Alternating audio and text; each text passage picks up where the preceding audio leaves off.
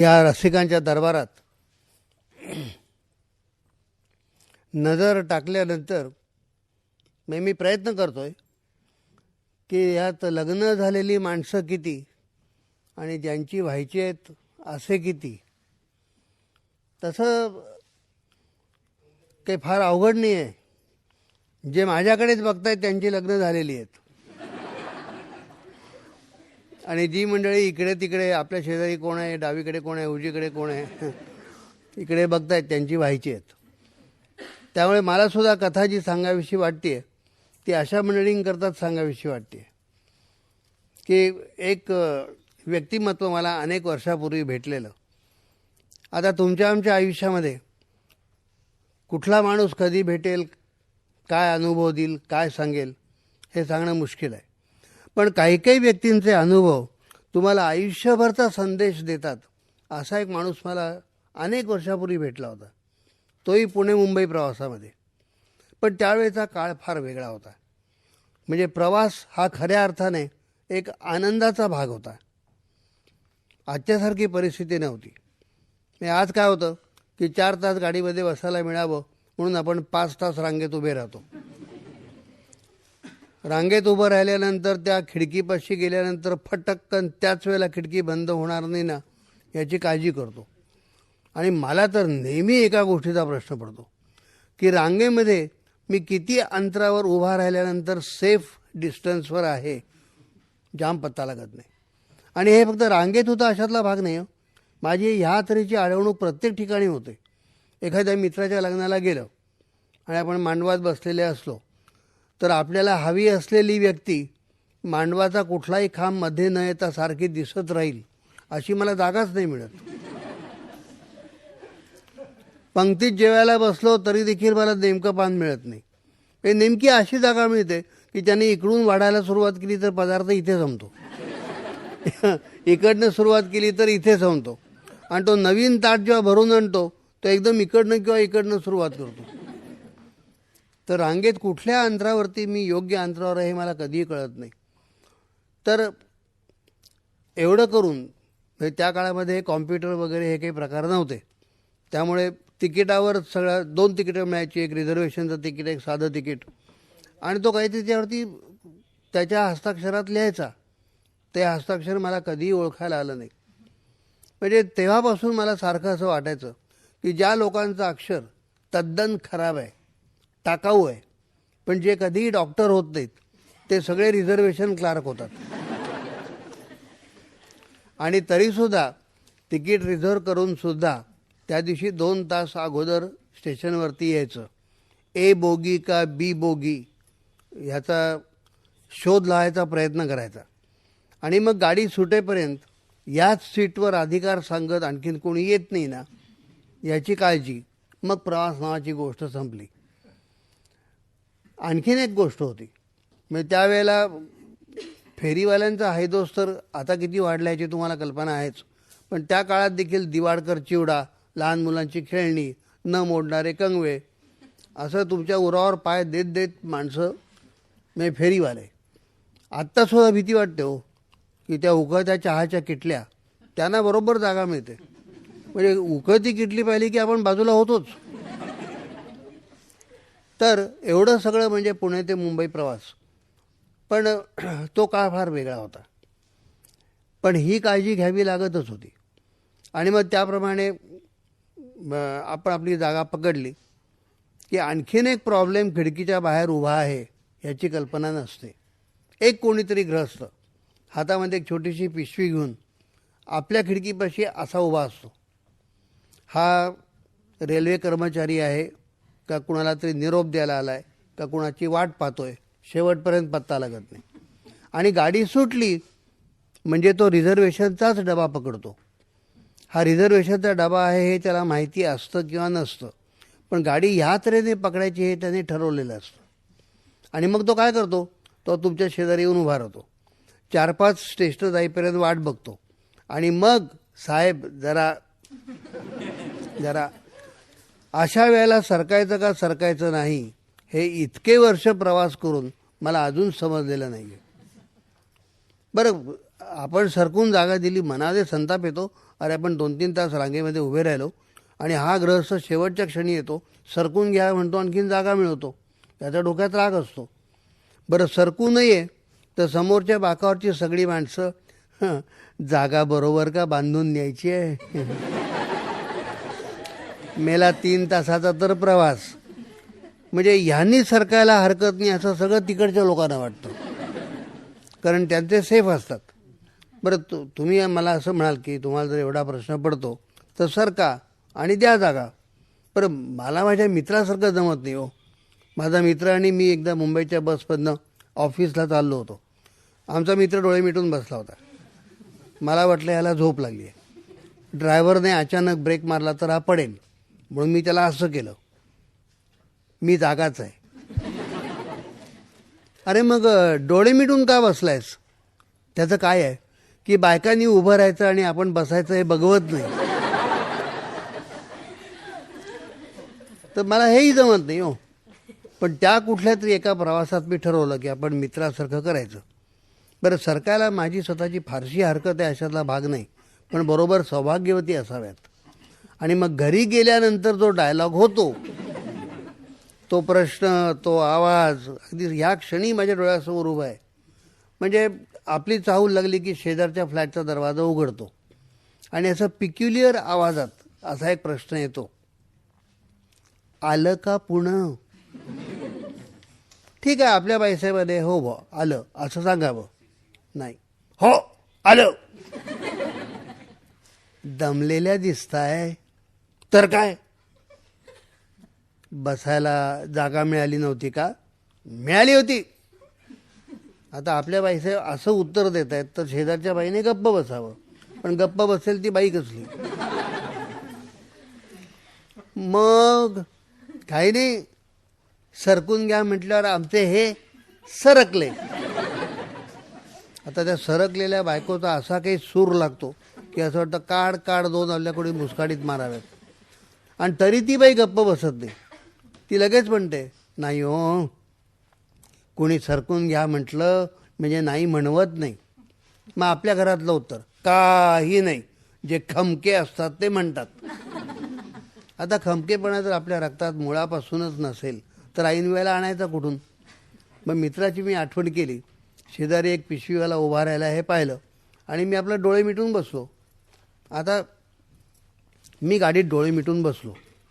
काय गेलं आमच्या बायकोचं? अहो झोपताय काय गाडीत? स्वतः वाटेल तेव्हा झोपते.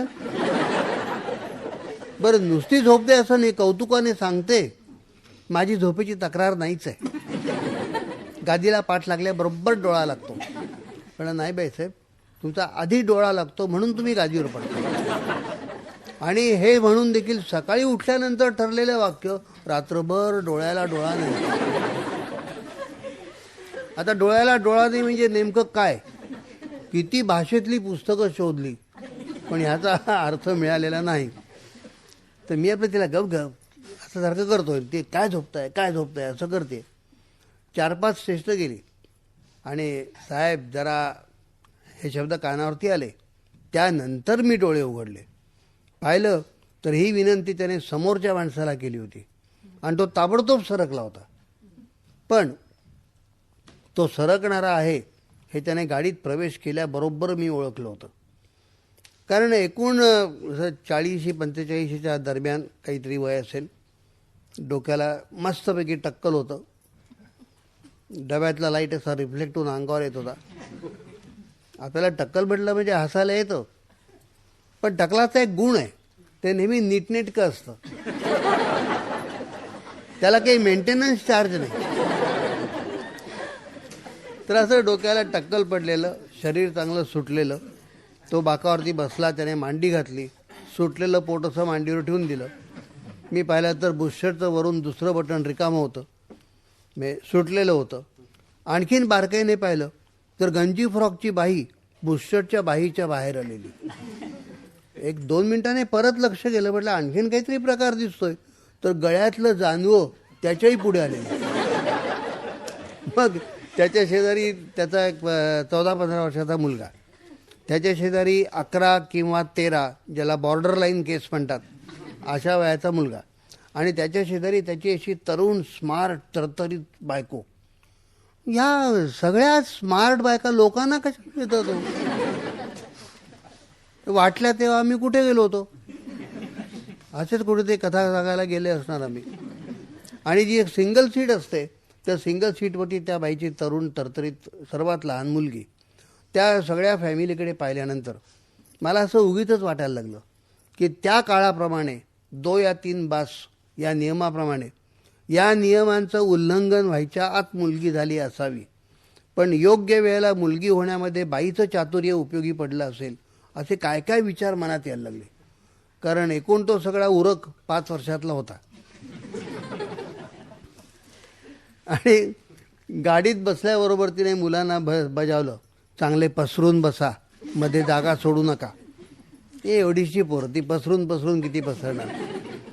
तिने त्याच सुरात नवऱ्याला सांगितलं, आणि तुम्ही हो चांगले पसरून बसा. आता बायकोने ह्या सुरात 10 लोकांसमोर असं सांगितल्यानंतर त्याला काहीतरी वाटेल असं मला वाटलं. पण काही नाही हो. त्याने दुसऱ्याचं बायकोकडे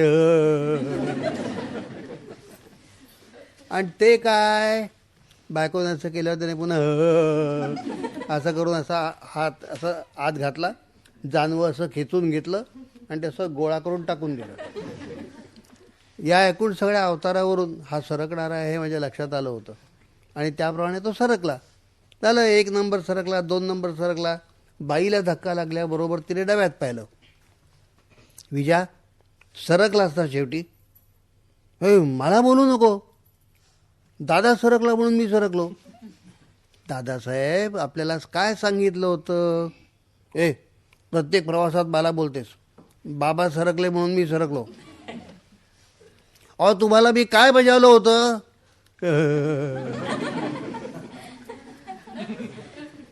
तेवढ्यात कन्यारत्न तिकडनं म्हणालं, आई बाबा प्रत्येक प्रवासात असंच करतात, आता बोलून काय उपयोग.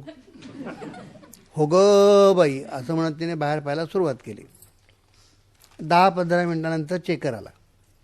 बाईने स्मार्टली पर्समधून तिकीटं काढून दिली. त्यांनी तिकीटं आणि पॅसेंजर्स यांचा मेळ बसवण्याचा प्रयत्न करत मधल्या मुलाकडे बोट करत म्हटलं, इनका पूरा तिकीट निकालना पडेगा. पूरा काय को, बच्चा 11 बरस का है. मेम साहब पैसेंजर लोगों की यही आदत होती है, बच्चा 13 साल का दिखता है. अरे दिखता है तो हम क्या करेंगे, घर पे आओ उसका बर्थ सर्टिफिकेट देखते जाओ. नहीं ऐसा तो हम कर नहीं सकते, आप भी जानते हैं मैं भी जानता हूँ, लेकिन बच्चा 13 बरस का दिखता है. बच्चा 11 बरस का है. बहन काय को झूठा बोलना, 13 बरस का दिखता है. अरे बच्चा 13 ही है मेरा. किसको ज़्यादा मालूम है, तुम भी 60 साल के दिखते हो, रिटायर क्यों नहीं हुए. कंडक्टरला आयुष्यात त्याचं वय कोणी काढलंच असेल. आणि ती तोडला हा त्यांनी पावती पुस्तक वगैरे काढलं. ते म्हणजे 1 पैसा नहीं दूंगी, बच्चा 11 बरस का पैसा नहीं मिलेगा. तोडाला हम यहाँ खडा रहेंगे, जिंदगीवर खडा राहू. ते बाहेर प्यायला सुरुवात केली. या माणसाने शेवटी त्या नवऱ्याकडे मोर्चा वळवला की आपण काही सांगायचा प्रयत्न केला, त्याने नुसतं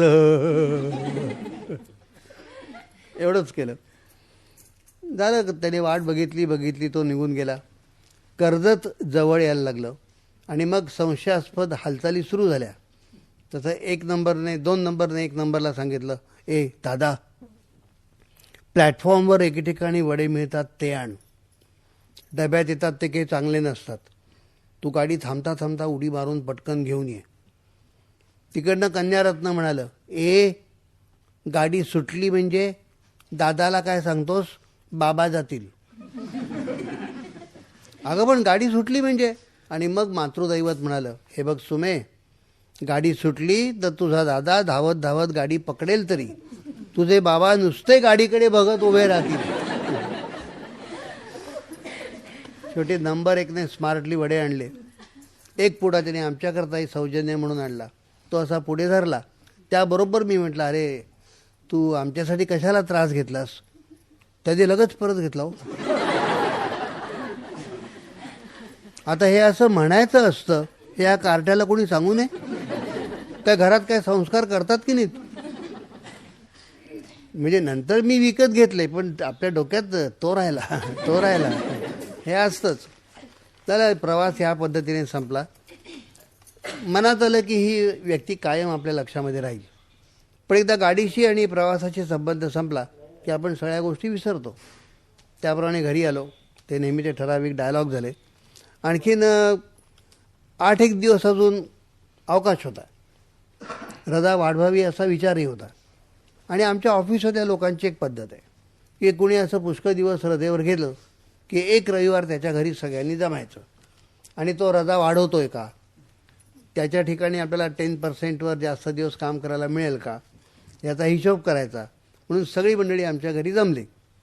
आता ऑफिसातली मंडळी घरी जमली म्हणजे घरातल्या मंडळींचा कार्यक्रम ठरलेला असतो. असं दाराच्या चौकटीपाशी यायचं, कोणाबद्दल बोलतायत, काय बोलतायत याचा अंदाज घ्यायचा. आता घरोघरी असं घडत असल्यामुळे घरी कुठल्या भाषेमध्ये बोलायचं हे आमचंही ठरलेलं आहे. त्याप्रमाणे मी ठोसरला विचारलं, काय रे, माझ्या गैरहजेरीत आपल्या डिपार्टमेंटला एखादी बऱ्यापैकी फाईल आली आहे का? म्हणला, अरे हे म्युन्सिपाल्टीचं ऑफिस, इथे कुठल्या बऱ्यापैकी फायली येल्या? डिपार्टमेंटमध्ये ज्या फायली पडल्या आहेत त्या तशाच पडल्या आहेत आणि त्या दिवसेंदिवस फुगत आहेत. एवढं झाल्याबरोबर आमच्या बाईसाहेब फाईलबद्दलच बोलत आहेत असं म्हणत निघून गेले. मग मी रजा वाढवतोय का रिझ्यूम होतोय चौकशा करून झाल्या. म्हटलं नाही, मी आणखीन 8 दिवसांनी येणार. त्याप्रमाणे 8 दिवसांनी मी रिझ्यूम झालो. सही एक मास्टरवर केली आणि स्वतःच्या जागेकडे जायला लागलो. तर एका खुर्चीपाशी मी थांबलो. म्हटलं पाठपोरी आकृती आहे, पण नेहमीच्या स्टाफमधला हा माणूस नाही, नक्की कोण असेल. थोडं 2 पावलं पुढे गेलो, मागे वळून पाहिलं आणि क्या बात आहे, अरे गंजी फ्रॉकची बाई बुशर्टच्या बाईच्या बाहेर पाहिल्याबरोबर हे चिरंजीव दिसत आहेत आणि हे कॉर्पोरेशनमध्ये. मग मला ओळखायला वेळ का लागला? तर डब्यामध्ये जी गोष्ट मी पाहिली नव्हती ती आता ऑफिसमध्ये पाहिली.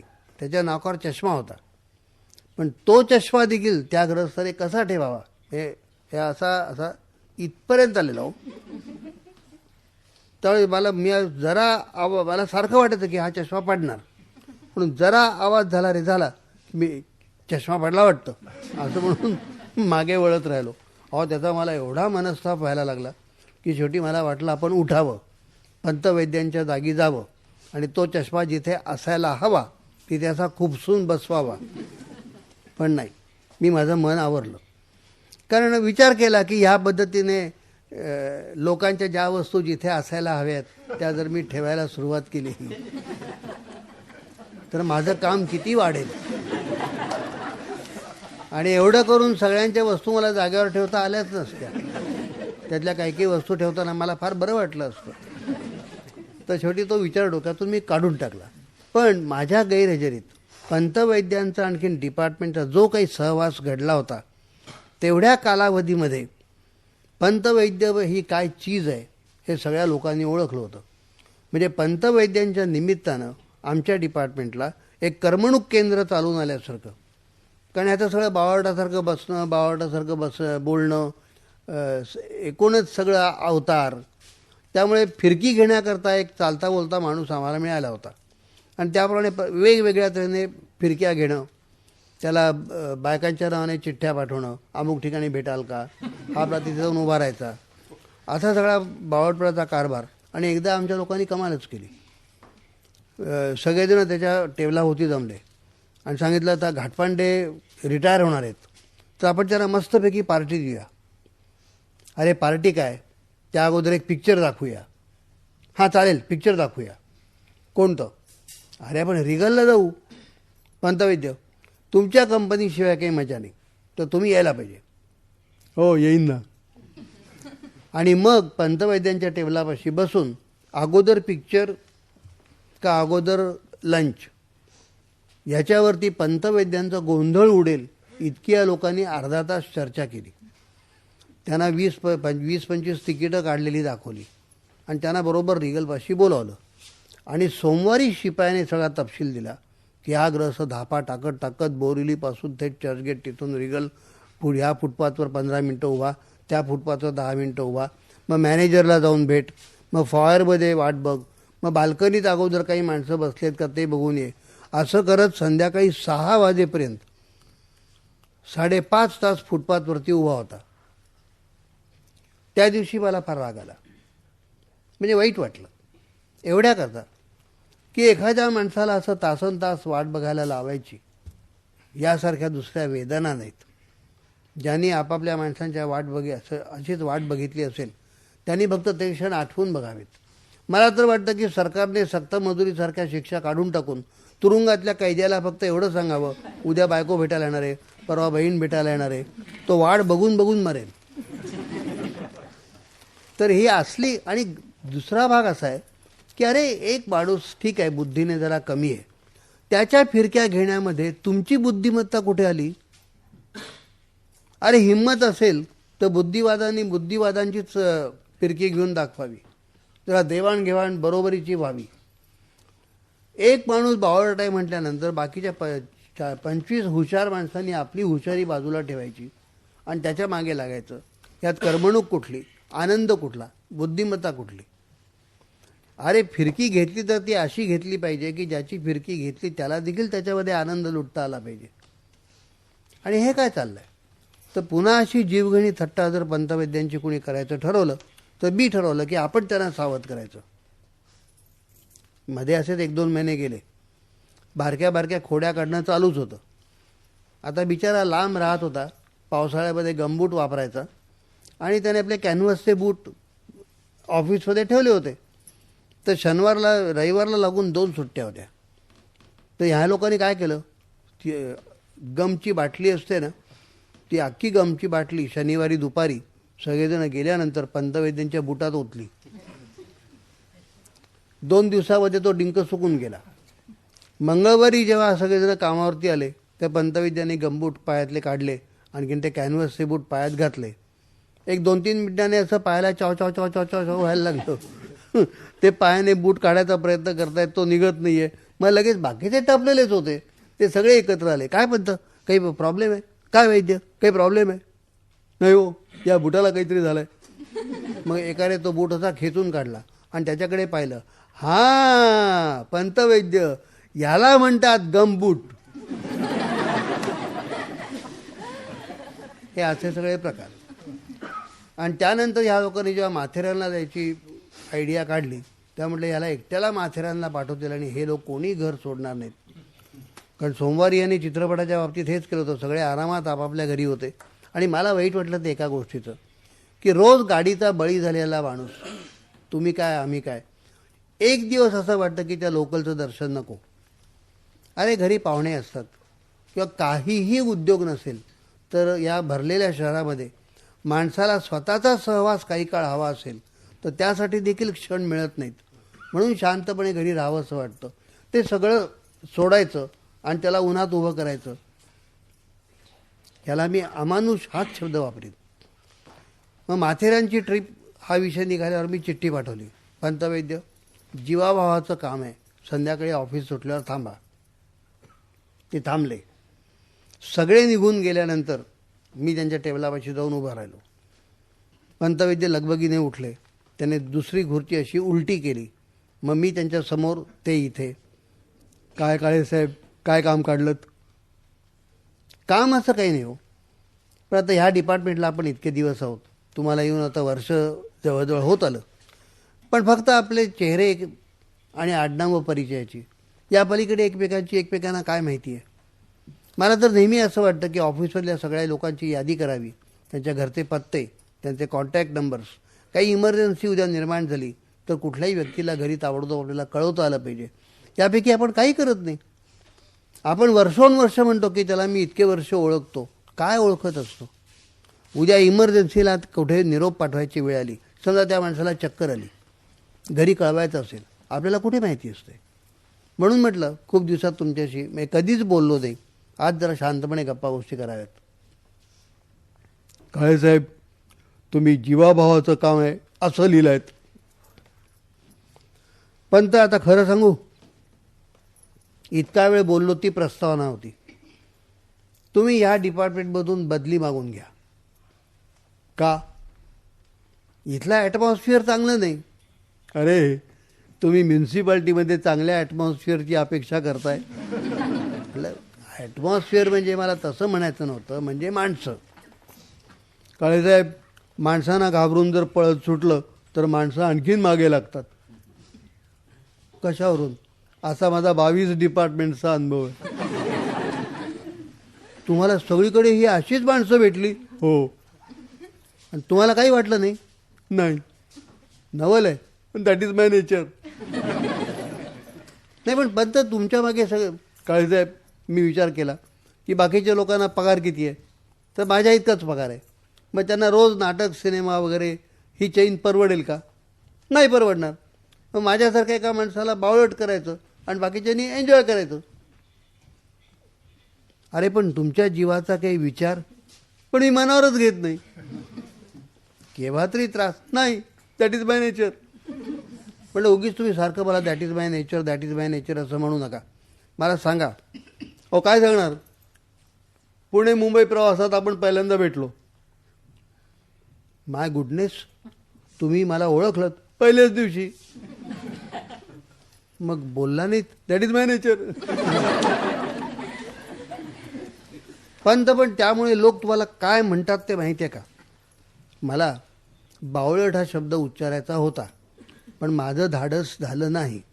पण मी तो शब्द म्हणायच्या आत तेच म्हणाले, बावळट म्हणतात. आणि तुम्हाला त्याबद्दल काही वाटत नाही? नाही वाटत, दॅट इज माय नेचर. आणि मग मी पुन्हा एकदा ते सिनेमाच्या थिएटरच्या समोर उभं राहणं हे किती अमानुष आहे वगैरे असं खऱ्या अर्थाने पोटतिडकीने बोललो. आणि पंतवैद्यांचा चेहरा बदलला. ते जरा सावरून बसले.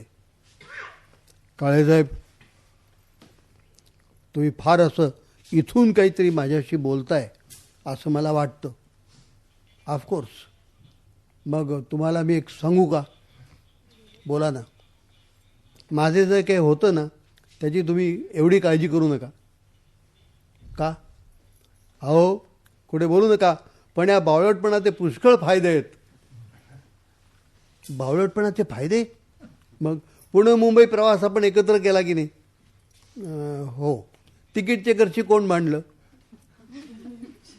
हो, तुमची बायको भांडली. मला काही त्रास झाला?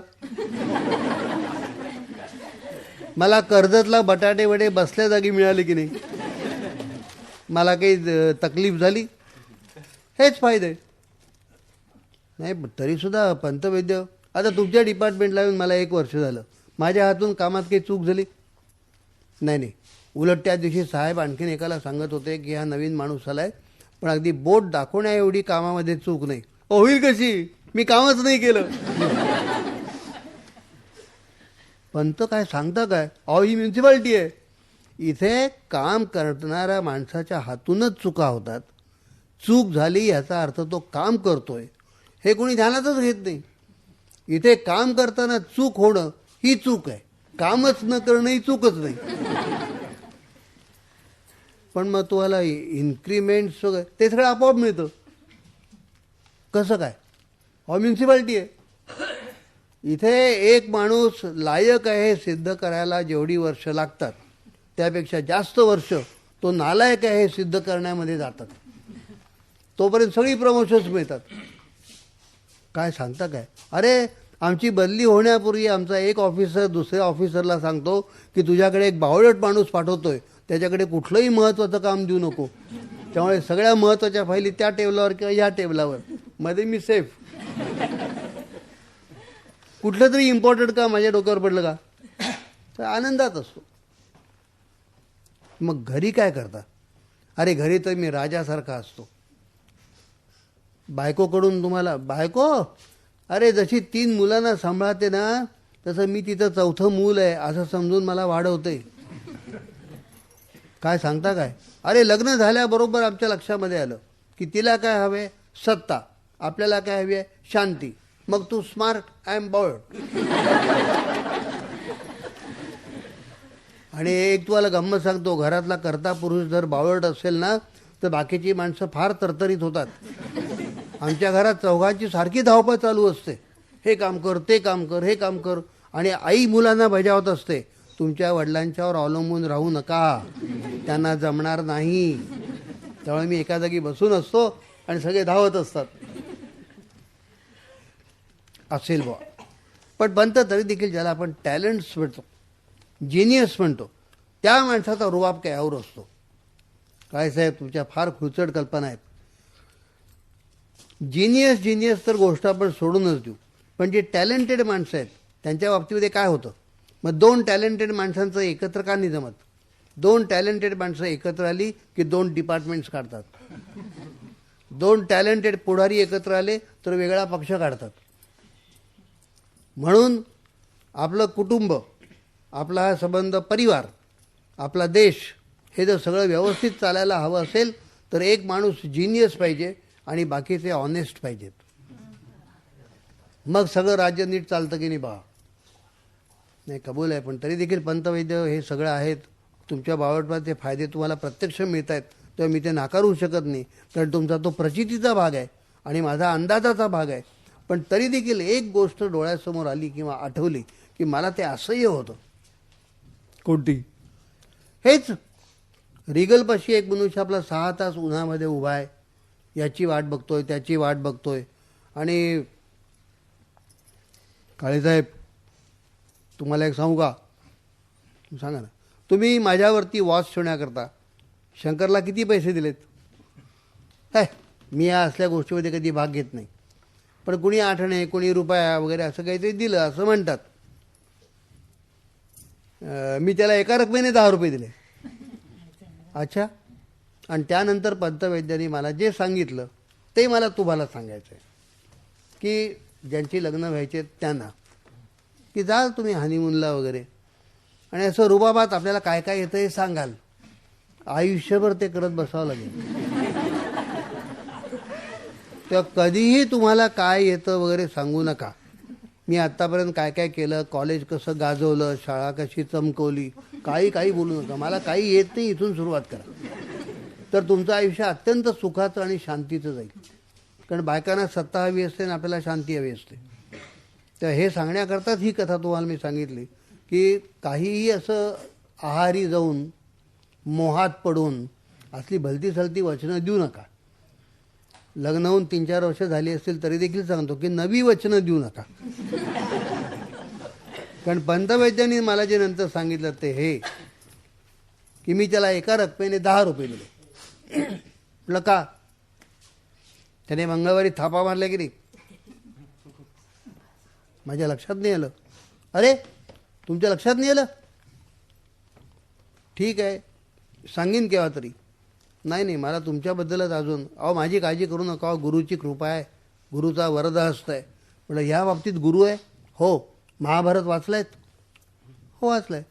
मग महाभारतामध्ये बघा, अगदी 5 पांडव, इकडे कर्ण, दुःशासन, दुर्योधन, भीष्माचार्य, कृपाचार्य, या सगळ्या लोकांना आपल्या अंगामध्ये जे जे होतं ते आयुष्यभर दाखवण्याची संधी मिळाली. पण एकच व्यक्ती अशी होती की जिला असलेली ताकद विसरावी लागली आणि ती म्हणजे गांधारी. की डोळे असून तिला आंधळेपणाने राहावं लागलं. तसं आहे की माझ्या हातामध्ये शस्त्र आहे पण मी ते वापरणार नाही, याला जास्त हिंमत लागते. दुर्बळ माणसाच्या सदिच्छेला काही अर्थ नसतो. किंवा मुळातच जो काडी पैलवान आहे किंवा कोणाशी प्रतिकारच करू शकत नाही त्याने मी अहिंसा स्वीकारली आहे हे म्हणण्यात काही अर्थ नाही. शस्त्र आहे पण ते वापरणार नाही, याला जास्त ताकद लागते. म्हणून म्हटलं की अंतर्यामी आम्ही हुशार आहोतच, फार सावधगिरी बाळगावी लागते. कशाबद्दल मला सांगा? हुशार माणसाला कशापासून धोका आहे? मला नाही सांगतायत, तरी तुम्ही हुशार. तसं नाही, असं आहे की हुशार माणसाला कधीतरी आपण चुकून बावळटासारखं काहीतरी बोलून जाऊ का याची भीती वाटते. माझ्या डोक्यावरती सारखी टांगती तलवार आहे की कधीतरी आपण चुकून स्मार्ट माणसासारखं बोलू का. एखादं वाक्य जरी आपण तसं बोललो तरी तुंबलेल्या सगळ्या फायली टेबलावर येतील. तो क्षण लांबणीवर टाकायचा. म्हणून गांधारीची प्रार्थना. तर गुरुकृपेने आत्तापर्यंत सगळं ठीक चाललेलं आहे आणि तुम्ही बोलू नका. तुमच्याशी